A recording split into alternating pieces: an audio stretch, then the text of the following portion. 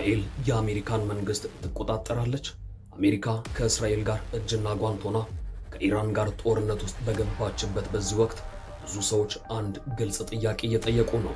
ይህ የአሜሪካ የውጭ ጉዳይ ፖሊሲ ነው ወይስ የእስራኤል?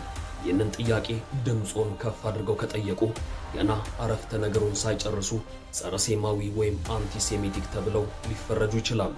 ነገር ግን እውነታዎችን መመርመር ተገቢ ነው። አሜሪካ ለአንዲት የበለጸገች ሀገር በመቶ ቢሊዮኖች የሚቆጠር ዶላር እርዳታ ሰጥታለች።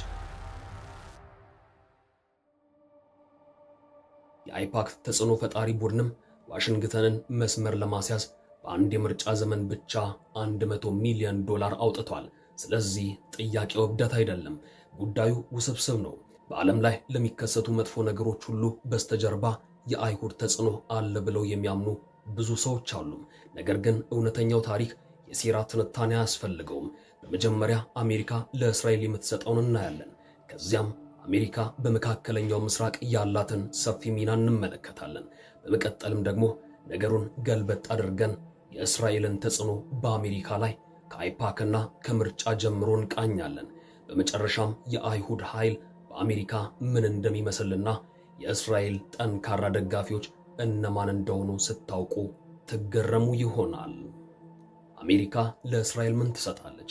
ብዙ ሰዎች እስራኤል በአሜሪካ የውጭ ጉዳይ ፖሊሲ ላይ እንደ ብረት የጠነከረ ቁጥጥር አላት ብለው ያምናሉ። ይህንን ድምዳሜ ላይ ደረሱትም እንዲሁ በባዶ አይደለም። ለኢራኑ ጦርነት የሚሰጠው ድጋፍ እንደተጠበቀ ሆኖ ይህ ጥብቅ ግንኙነት የጀመረው ዛሬ አይደለም።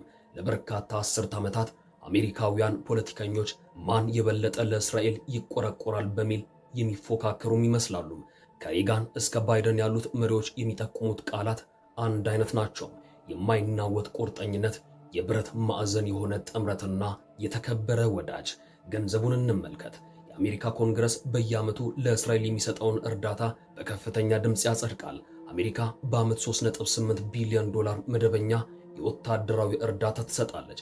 ከዛ ደግሞ እስራኤል ጦርነት ውስጥ በገባሽ ቁጥር ተጨማሪ ገንዘብ ይጎርፋል።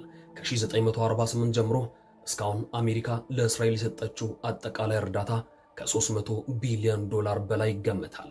ይህም ከሁለተኛው የዓለም ጦርነት በኋላ አሜሪካ ለማንኛውም ሀገር ከሰጠችው በላይ ነው። እርግጥ ነው አሜሪካ ከሌሎችም ለምሳሌ ለዮርዳኖስ፣ ለኢትዮጵያ፣ ለታይዋንና ለዩክሬን በቢሊዮን የሚቆጠር ዶላር ትሰጣለች። ነገር ግን ለእስራኤል የሚደረገው ድጋፍ ከገንዘብም በላይ ነው።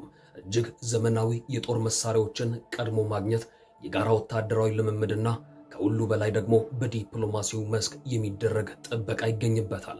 አሜሪካ የተባበሩት መንግስታት